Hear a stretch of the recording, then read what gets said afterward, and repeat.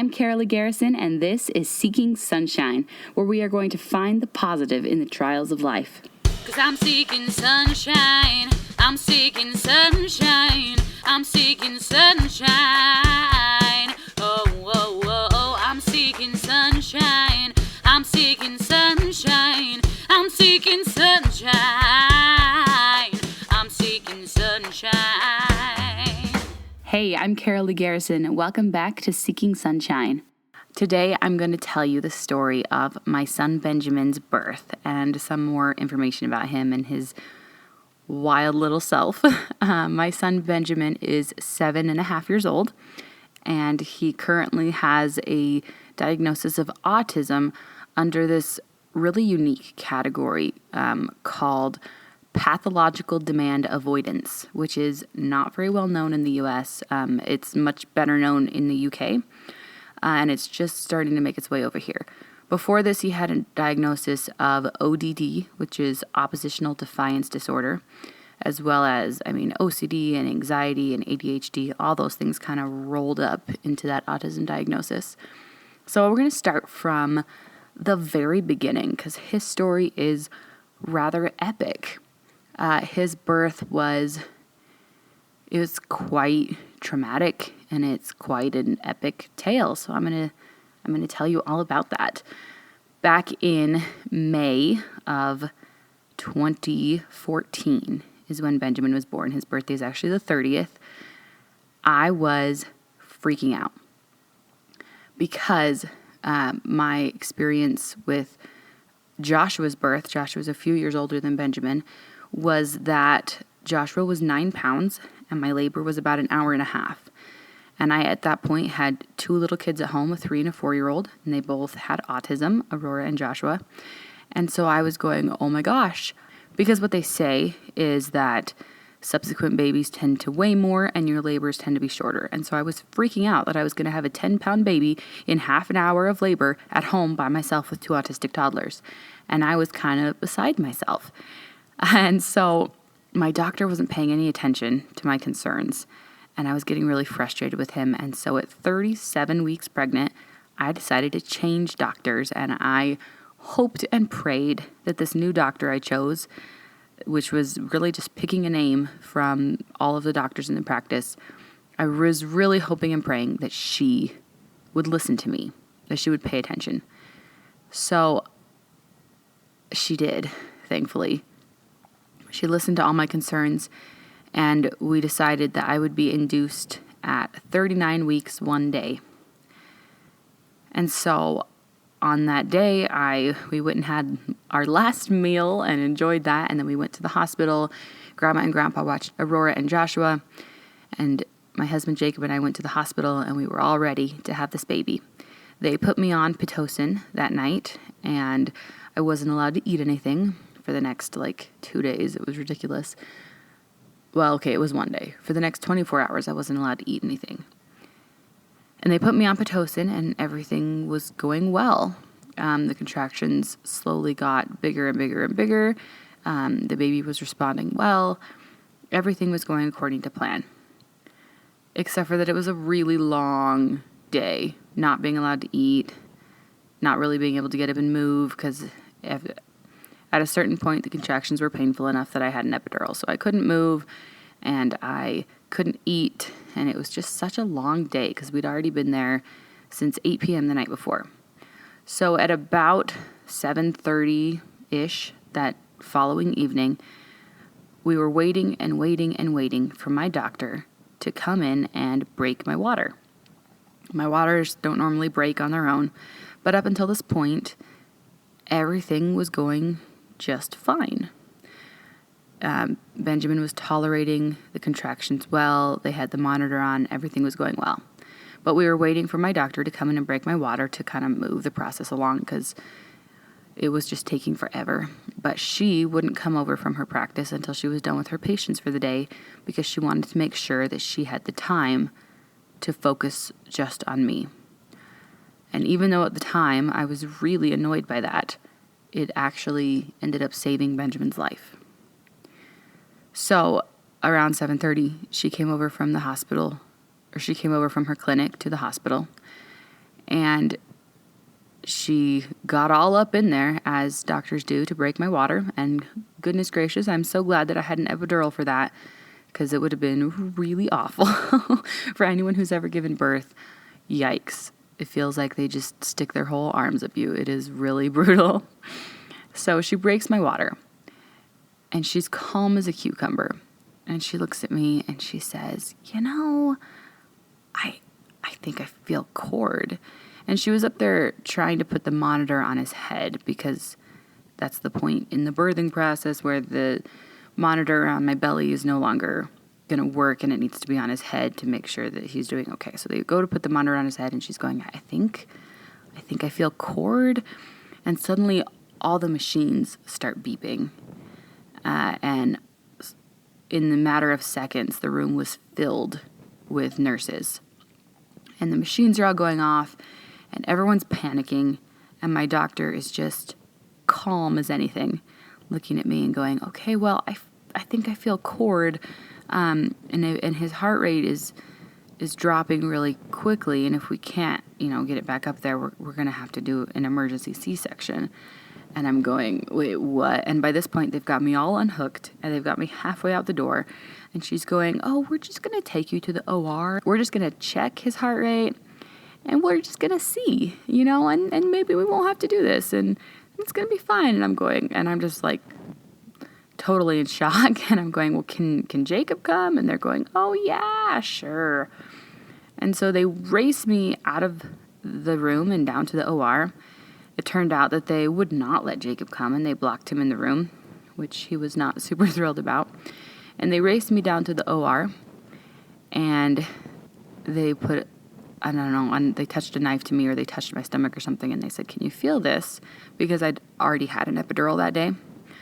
And they asked me if I could feel it, and I said, yes.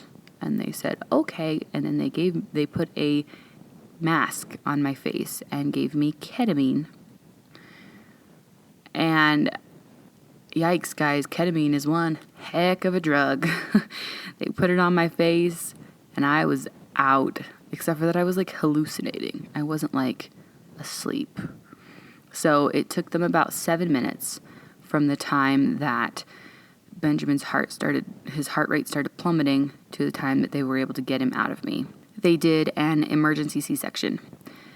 And what I remember from my perspective was waking up from this ketamine nap, and I was like, guys, I was hallucinating. I've never hallucinated before, and I was just hallucinating. And I was like trying to tell this to all the nurses that were around me, like, guys, I was hallucinating. And I'm slowly like coming to, like, waking up from this and realizing that no one's looking at me. No one will look at me. And I'm not actually saying the words I think I'm saying. Like, there was not actually words coming out of my mouth. Like, I was trying to speak, but nothing was really coming out. And so I'm looking around, and I start realizing, like, what's happening. And I'm like, where's Jacob? Did I have the baby? Like, what's going on? And no one would look at me. So slowly I was able to kind of regain my voice, but it didn't matter. They still wouldn't look at me. And it wasn't too long before they wheeled me back to my room, and I panicked. Like, I was like beside myself, hysterical. Now, you probably don't need to hear more about my epic meltdown. We can go over to Jacob's perspective. Jacob had been, well, kind of blockaded into that room. They didn't want to let him out. They didn't want to let him see. But he managed to get out just in time to see Benjamin being wheeled to the NICU, purple and limp and lifeless. There's different stories. Some of the nurses said that he didn't have a heart rate, and some of them said he wasn't breathing. But seeing our son like that 100% traumatized Jacob. Basically what had happened was that the cord was wrapped around his neck twice. And when she broke my water, he was essentially strangled and was without oxygen for that 7 minutes while they did the emergency C-section. But it was because of this doctor paying attention to what she was feeling, and because she'd had given herself the time, she didn't rush things, she saved his life. So Jacob sees Benjamin being wheeled out of the OR to the NICU, and he's just lifeless. So Jacob follows Benjamin into the NICU, and the doctors are doing all that they can to stabilize him and get him back. And the NICU doctor tells my husband, well, if you want, we can have him baptized. You should take pictures now. Basically indicated that Benjamin was not going to make it. As many of you know, we are members of the Church of Jesus Christ of Latter-day Saints, and so we believe really strongly in the power of God and priesthood. And so my husband was able to put his hands on our son's head and give him a priesthood blessing. And then another miraculous thing happened. The nurses saw him do this. And we were in San Antonio, Texas at this time, so we weren't like in the middle of Utah where everyone's a member. This was a little further out there. But all the nurses saw him give him a blessing, and they said, hey, we're all members of the church, and if you want, we can find someone to give him a blessing with oil, which is, if you're not familiar, it's sort of, the blessing with oil is for the healing of the sick and afflicted, and without is just sort of a father's blessing. And so my husband said, oh, hey, my in-laws just arrived. My father-in-law can come and give my son a blessing with me. And so my dad was able to come up, and they gave him a blessing. And through these blessings, Benjamin started coming back. His heart rate came back, and he started breathing, and he needed a lot of support. He was on a breathing machine and completely encapsulated in the incubator. Meanwhile, I was back in my room just completely hysterical because nobody would talk to me. Finally, my doctor came in and told me what had happened. It didn't help a ton with my freaking out, but I'm sure it helped a little. And Jacob called me because he was back in the NICU, and he said, okay, you have to calm down. They're going to transfer Benjamin to a bigger hospital. They're going to do this thing called medically induced hypothermia, which is supposed to stop brain swelling and help mitigate future problems. But before they transfer him, they'd like to wheel him into your room so you can see him for a second before he has to go. But we can't bring him in there if you're hysterical. So I had to calm down, and they brought Benjamin in, and I was able to awkwardly, painfully lean over and touch his finger. I could barely see him because I couldn't move very well, and he was in this huge incubator. And so they took him away, and they transferred him to this bigger hospital that was about 30 minutes away. And let me just tell you that one of the worst things ever is to be in a postpartum unit at the hospital and not have a baby. And every single time a new nurse would come in, they would say, congratulations, or, oh, where's the baby, or something. And you'd have to explain it again. That is brutal. And the nurses didn't know any better. They didn't know what my situation was. Maybe they should have, but most of them didn't. Nurses tend to be pretty overworked. And so I was there recovering in this hospital room, having just had a baby, but not having a baby with me. And oh boy, recovery from an emergency C-section for me was one of the worst things I've ever had to go through in my entire life. I was in an unfathomable amount of pain. They kept telling me, that I needed to get up and walk, and I couldn't. I just couldn't.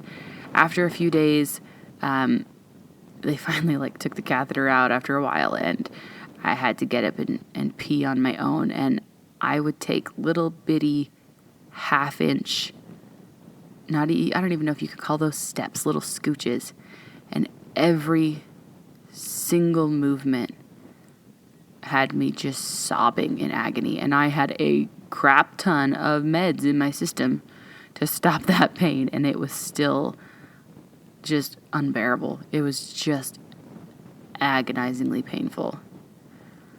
There was a time during that whole thing when I wasn't sure I'd ever be back to normal. And that experience has shown me how amazing the human body is. How amazing it is that we can recover from such trauma. So in addition to recovering from this gigantic C-section scar, I also turned out to be allergic to the glue that they used to hold on the Medivac. So nowadays they have this like Medivac that they glue onto you to suction out, I don't know, whatever, to help heal these kind of wounds better. And so it turned out I was allergic to this glue, and I had this terrible reaction, and I ended up on several different antibiotics. I ended up having to get that wound packed, and it was just nasty and awful and unbelievably painful. So I didn't just have like a normal C-section recovery. It was pretty brutal, at least for me, and I had never had major surgery like that before, so I didn't really have anything to compare to. But boy, abdominal surgery like that, it was really, really tough to get through. Meanwhile, Benjamin was in this other hospital under medically induced hypothermia to stop his brain swelling. And after a couple days, he was brought back to normal temperature, and he was able to wake up and start doing normal things that newborns do. At first, they didn't want to let him eat, and he was just fed through a tube, and he was not very happy about that. Jacob was able to go see him several times, and he was the fattest baby down at the NICU. He was somewhere around 8 pounds and like 6 ounces, something like that. I'm still, to this day, not entirely sure what he weighed when he was born. And so Jacob was able to go see him, but I was stuck in the other hospital.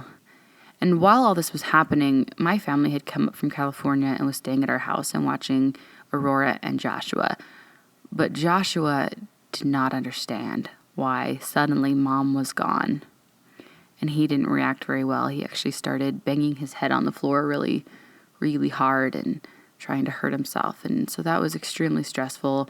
And between dealing with Joshua and having a bunch of people at our house and the stress of the trauma of seeing Benjamin basically dead, and the trauma of what we had all gone through, really, really took a toll on my husband. He was really, really struggling during that time. So I was released from the hospital after only a few days, which certainly did not feel like long enough, and I was able to go see Benjamin. And to this point, none of us had been able to hold him yet. They finally let him eat, and he just wanted to eat all the time. He was just starving. And even though they expected him to stay in the NICU for 3 weeks, something like that, he only ended up staying for about 6 days. And on day 5, we got to hold him. And on day 6, we got to bring him home. And it was amazing. He left the NICU with a perfectly clean bill of health. He didn't have any seizures. He didn't have anything wrong that they could find. He went from, this baby is not going to make it, you need to take pictures, you can have him baptized, to there's nothing wrong with him, take him home. And it was completely and utterly miraculous. And it was so difficult to get through that. But it taught me so much, especially as I've had the opportunity to raise this boy. Many of you know that I have Joshua, who is a few years older than Benjamin, and Joshua is severely autistic and nonverbal and has type 1 diabetes. I never thought it would be possible for me to have a child that was more difficult than Joshua. But Benjamin has risen to the challenge. It's hard to describe Benjamin. I love him to death, but he is very, very difficult. From the time that he was 1, I didn't think he had autism because I knew that he could understand what I was saying to him, but he refused to talk. I had 1-year-old Benjamin and 4-year-old Joshua standing at the baby gate of the kitchen wanting a granola bar, and I was trying to prompt them to say bar, and so I was like, buh, just say buh. And Joshua would pat his face and jump up and down and try and do all the things, and Benjamin would take one look at me with this awful glare and then lay on the floor and scream. He refused to talk. We had him in speech therapy, and we had multiple therapists come for months and months and months, like something like 8 or 9 months, and no one could get through to that kid. He would lay on the floor and scream when anything was asked of him. Finally, I said enough is enough. I moved him up to the same place, the clinic facility where my other 2 were getting ABA and speech therapy, so that he could have therapy in the clinic with people who were more used to working with kids with autism. It didn't take long before he was completely on par speech-wise for his age. It didn't take much at all once we had him in the right setting. But Benjamin has always been extremely stubborn. His ODD diagnosis, I had suspected it for a really long time. Oppositional defiance disorder is a very difficult one, and it's one where kids are kind of just defiant just because they can be. Like, there's not really a reason. I tried all of the ABA tactics I had learned from my other 2 because I had taken hours and hours and hours of parent training for ABA for my other 2, and I tried my very best to apply all of those principles with Benjamin, and nothing would work.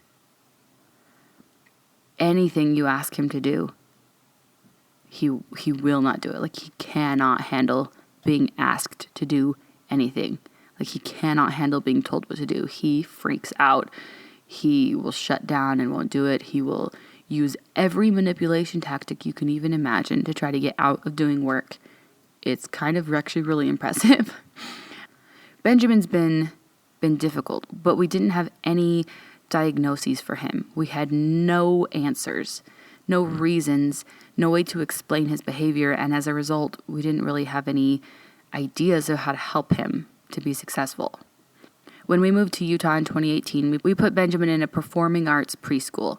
He's very outgoing, he loves to sing, he loves to be the center of attention, and so we thought that he would just thrive there.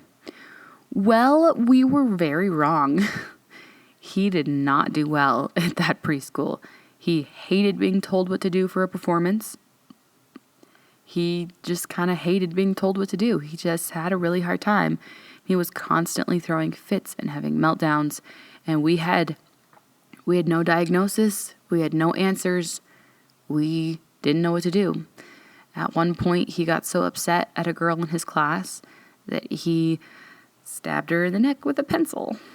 And it was horrifying. Like, I didn't know what to do with this little boy, this little 4-year-old who had so much anger. I just didn't know what to do.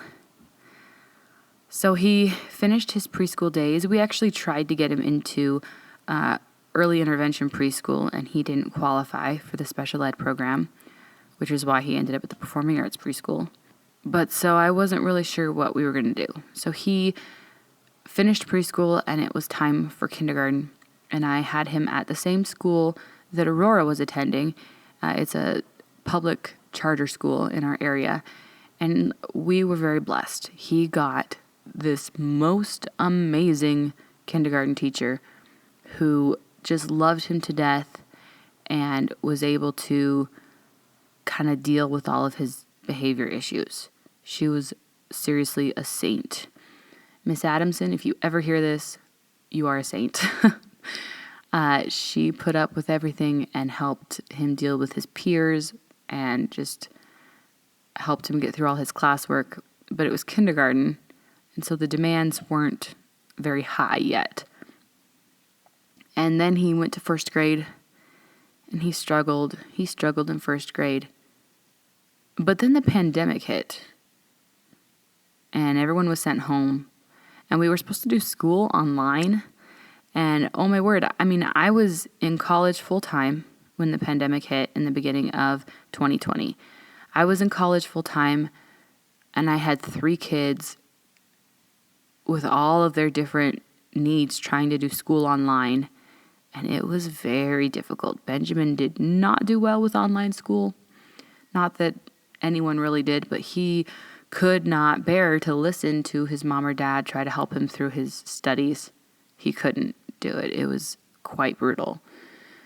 During the pandemic, we were able to get Benjamin diagnosed with ADHD and start him on medication. It helped a little, but not very much. And over the course of the next year, we tried medication after medication after medication. And he had terrible reactions to some. We tried him on the same medication that Joshua's on and that Aurora's on. And it caused him to have really severe OCD, which he's always had OCD, but this medication, Adderall, basically, it just brought it to the forefront. It made it so much worse. He was unfunctional. He would spend hours rearranging all of the shoes in the house. And then as soon as somebody touched one, he would go berserk and be super angry that somebody had messed up his work. He would refuse to come play outside with us. And when we made him come play outside with us, he'd bring all his Legos and then sort them into colors. He could not function. The OCD was so bad. So we stopped that medication and we tried different kinds, and we kept trying different things as he started second grade, but nothing really seemed to help. He was suspended 10 times during the first 2 months of second grade. It was not working. And they were all for violent outbursts. He tore a teacher's earring out. He tore a substitute teacher's shirt, tore open the whole back of her shirt because he didn't like what she was doing. He would throw chairs. He would turn his desk over. He would throw backpacks or kick things. And this public charter school, they tried. They tried so hard to work with him. He was getting counseling. He was getting counseling outside of school as well as inside of school. He was getting speech and OT, all of the things. And it just was not working. We finally were able to get him on an IEP, and that didn't really help either. His poor teacher was doing her best, but they ended up having to bring outside people in to sit with him during class because he couldn't be left alone. They didn't have the resources to get him a one-on-one. And so I ended up having to be down there with him frequently because somebody had to be there to take him out of the room when his behavior escalated. They tried reward systems, so many different reward systems. They tried so hard, and it just was not working. And he'd be suspended for a week here and a week there and a day here and a day there, and it just got to the point where he just could not be in that room successfully. I would spend quite a lot of time sitting in class with him, and if I couldn't, he couldn't attend school because his behavior was just unsafe so often. And so it finally got to the point, and I had been avoiding this forever, but it finally got to the point where I said enough is enough. We have to find a different school for him to go to. This is not working.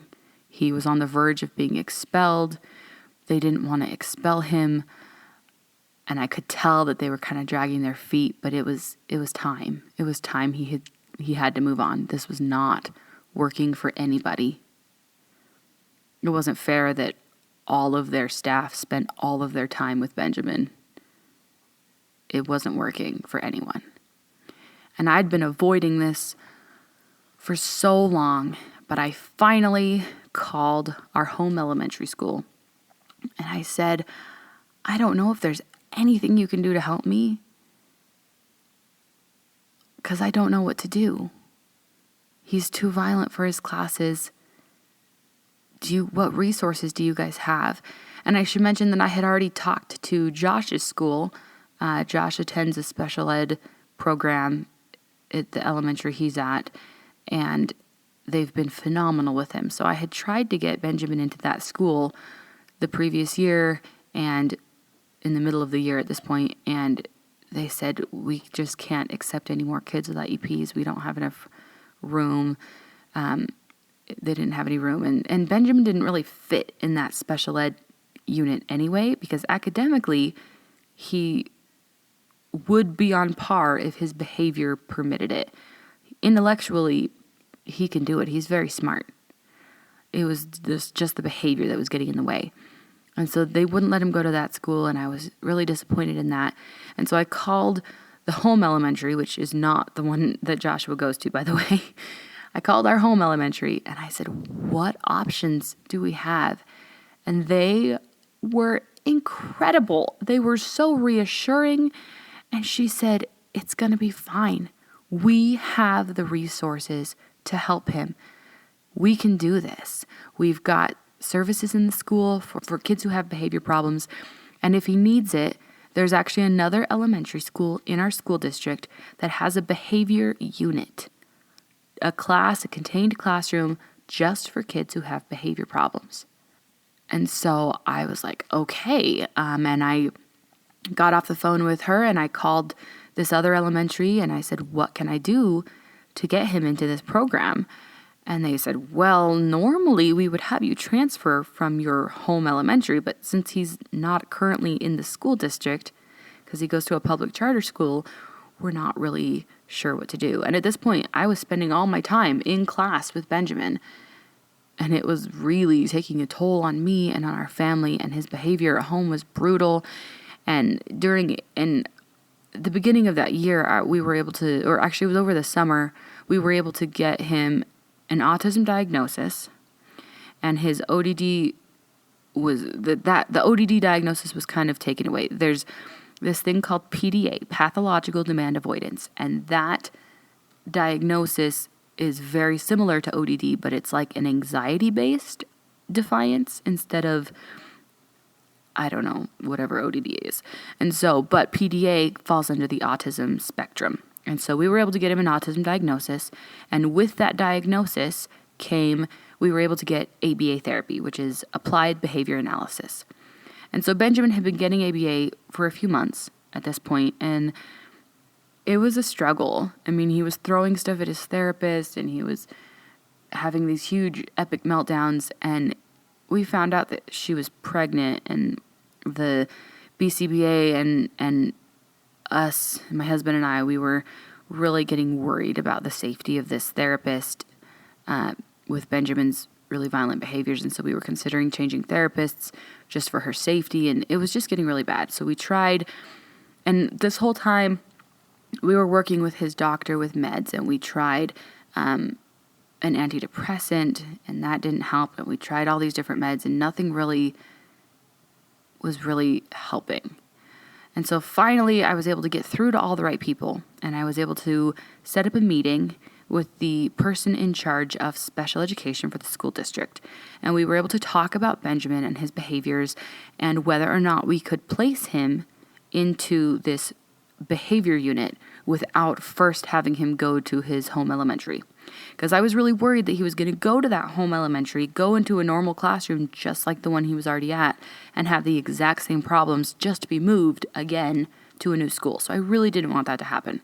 And so after this meeting, this guy met with the board, and they determined to allow Benjamin to go into this special behavior unit classroom. And Benjamin was really sad to leave his friends, and he was able to go back and attend his Halloween party. But I cannot express to you the world of difference that this school made.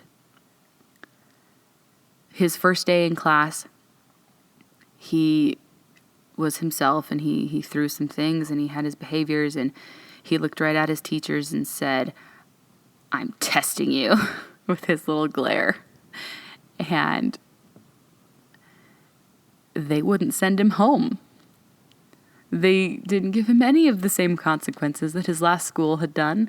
This school actually has a padded room just for kids to get their anger out. They weren't afraid of his emotions. They weren't afraid of him yelling or screaming because they had protocols in place for when kids started throwing stuff and when kids started hitting and being violent. They had everything in place. They weren't afraid of anything he could do, and it changed everything. After his first day, he has had 0 behavior problems at school. He went from constantly being suspended, constantly being sent home, constant problems, to he's the best behaved kid in his class. I'm actually worried that they're going to kick him out of that class because his behavior is too good. And so Benjamin was doing really great. We no longer felt like we needed to give him a new therapist for ABA. And he was doing great. And just so you know, this is only the last few months. This is fall of 2021. This is just very recent. And so he was doing so well that I decided to take him off of his night meds. He was on 2 different meds at night. These meds had caused drastic weight gain. Benjamin has gained about 30 pounds in the last year. And for a 7-year-old, that is a lot of weight. And as much as I am all about body positivity, I can see how much this weight is hurting him. He is getting sores in his arm rolls. He's super active. He's constantly running around, and yet it's really taking a toll on him, this weight. And it's one of those things when it's like he's only 7. I mean, you try to eat healthier and keep him active, but there's not much more you can do. And so I was hoping that if I took him off these meds, that it would help him overall, because they seem to be having this negative side effect, and he no longer, like we put him on those meds because he was having such a tough time at his old school. So it seemed like he didn't need them as much anymore. And so we slowly faded them out. And he was probably off of his last one a week and a half or 2 weeks total, completely off of them before winter break hit. Winter break seemed to hit us like a truck this year. It was brutal, and it was brutal because Benjamin was really struggling, and when Benjamin is struggling, he tends to take it out on the whole family. So this year, instead of doing lots and lots of stuff for Christmas, we decided to do bedroom makeovers, because I was like, this way I can make some of their things, which will help lower the costs, but also we can give them things that they can enjoy, that can like go on their walls, like pictures for their walls and curtains and a bedspread and things like that, that things that improve their quality of life without adding more stuff, because I was just done with all the stuff and the messy bedrooms. And so at the same time was about when Benjamin's therapist quit, kind of, and no longer was able to be his therapist, right when winter break hit. And everyone else cleaned their rooms. We had 5 days before Christmas for everyone to get their rooms cleaned, and Benjamin would not do it. He kept trying to get his dad or I or his sister in his room to try to convince us to do it for him. And his room wasn't even that bad because he'd worked on it in therapy so much. But he would not do it. He refused. We spent 5 solid days before Christmas trying to convince him to get his room clean, because I was like, I'm not going to do your bedroom makeover unless we're starting from a clean room. Like, I will not do it. I refuse. Must start with a clean room. I'm not going to clean your room on Christmas for you.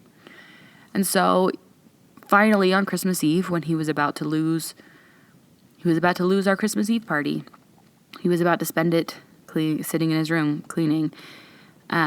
He shoved everything in a laundry basket, and I let Dad check off whether or not he'd actually cleaned his room instead of checking it myself.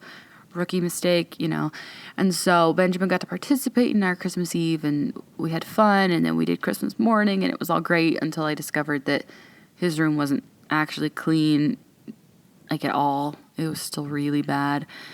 And so he lost all his Christmas presents, and that night, after I had spent all day not cleaning, but like helping my other two get their rooms made over. We were hanging up curtains and taking down old things and getting everything really ready and redoing their bedrooms. Basically, I spent my Christmas making over bedrooms. I was scrubbing Josh's walls, trying to get them nice before we redid his room, and I worked my tail off on Christmas Day. Like, I was exhausted because I had worked so hard on Christmas Eve. I had spent every moment of my Christmas Eve finishing up their presents for their room because I was sewing quilts for them, and I got wooden letters of all their names, and I put Mod Podged pictures that went along with their bedroom theme. Anyways, I worked my tail off getting everything ready for them for Christmas. And Benjamin didn't clean his room, and so he didn't get his bedroom makeover that day when everyone else did. And it turned out, he told us later the reason for his behavior was that he was jealous of what Aurora and Joshua had gotten for Christmas. That night, we were sitting and watching TV and just kind of relaxing and enjoying our Christmas evening. And I went into Josh's room for some reason, and I discovered that there was poop everywhere, smeared into his carpet, all over the place, on his walls, all over his new swing he got for Christmas. And we found out that Benjamin had wiped poop all over Josh's room that I had spent all day scrubbing. Josh sleeps on the carpet. He won't sleep in a bed. And Benjamin had basically wiped poop all over where Josh would be sleeping. Benjamin had wiped poop all over his bedroom, all over the hallway, all over the living room, all over our whole house. And now, Benjamin's been potty trained for 4 years. He knew exactly what he was doing. This was not an accident. This was revenge. And he told us that too after we had asked him about it when he was calmer later. This was revenge. He was jealous that Josh got a swing. He got a rock tumbler and rocks. He got exactly what he asked for Christmas, but he saw their presents and was jealous. And so this was revenge.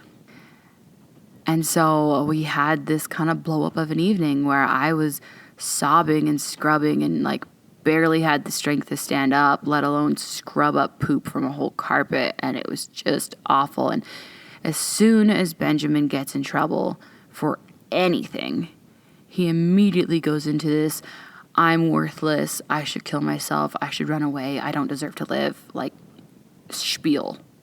And he's been doing this for a while, and it's really, really hard to determine whether or not he's trying to manipulate us or he really is genuinely feeling this way. And we've been working on this in counseling and everywhere, and it's been a really difficult thing to deal with. And so Benjamin was screaming that he wanted to kill himself, and Jacob was screaming, no, you're not allowed to kill yourself, or something like that.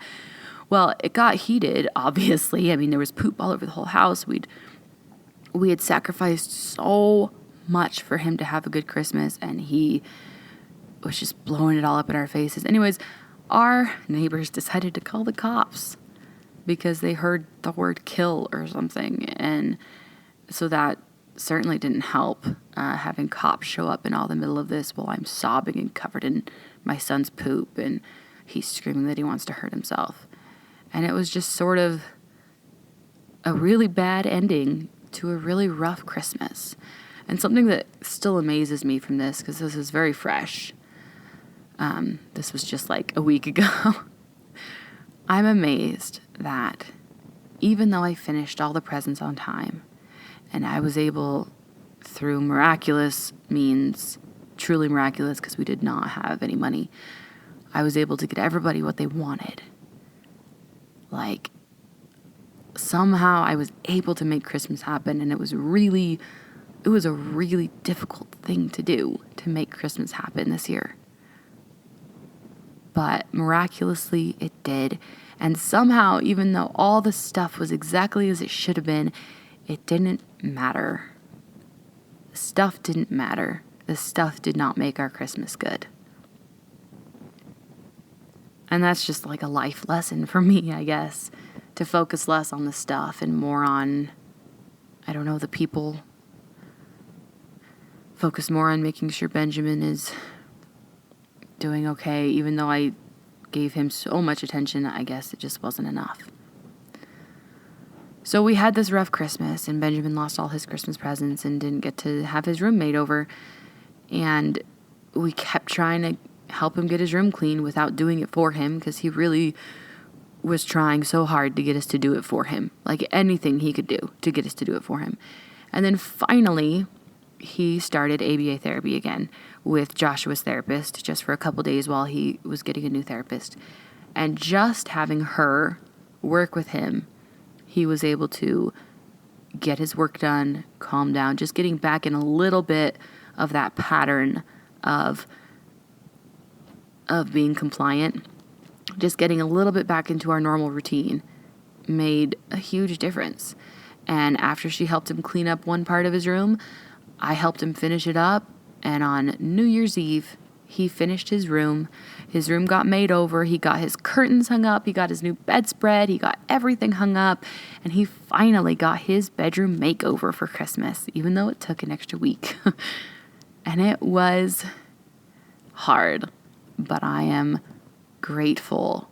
I am so grateful that we are finally past that difficult experience, and that he's able to finally enjoy his Christmas presents, and that we can stop focusing on trying to get him to clean his room. One thing I have learned from ABA is you cannot let them get away with not doing what they've been told to do. And you try to make sure that the demand isn't more than they can handle. And we did that. I mean, we lowered the demands. It was, instead of just telling him to clean his room, it was, okay, just push everything into a pile. That's all you have to do right now. But just even any sort of demand of him, he would freak out and refuse to do it. Anyways, I'm so, so grateful that we are past that difficult experience, and that we are officially back in school and back into ABA and back into our normal routine, because that makes such a world of difference, especially with kids with autism. What I think I really want to reflect on in this episode is that, life with Benjamin is really hard. It is really hard. But at the same time, he's my miracle baby. It is a miracle that he is here with us today. And maybe I haven't said this enough, but I love that kid so much. He is so sweet and loving when he's his normal self. When he's not in a good place, he struggles. But when he is his normal self, he is an amazing kid. And you should know that everyone loves him. All of his teachers at church and at school and all of his therapists, they just love him because he is so, so lovable. He really is an awesome kid, despite all the struggles we've been through. And so what I need to learn from this episode, what I need to learn from this whole story, is to remember what a miracle he is. And that he is here because God wants him here. He is here on this earth right now to do incredible things. God saved him for a reason. He is here today for a reason. And even though it is really hard to be his mom, it's also a huge blessing. And I am grateful that he is mine. Thank you for joining me today on Seeking Sunshine as I go very deep and very, very personal, and things that are still really raw and new for me. I hope that there was something in this story that helps you in some way, that helps you reflect on your life and things that are really hard, but that are also miraculous blessings. I hope that you can take that with you and remember that God does love you even when he gives you really hard challenges. Thank you for joining me on Seeking Sunshine. 'Cause I'm seeking sunshine. I'm seeking sunshine. I'm seeking sunshine.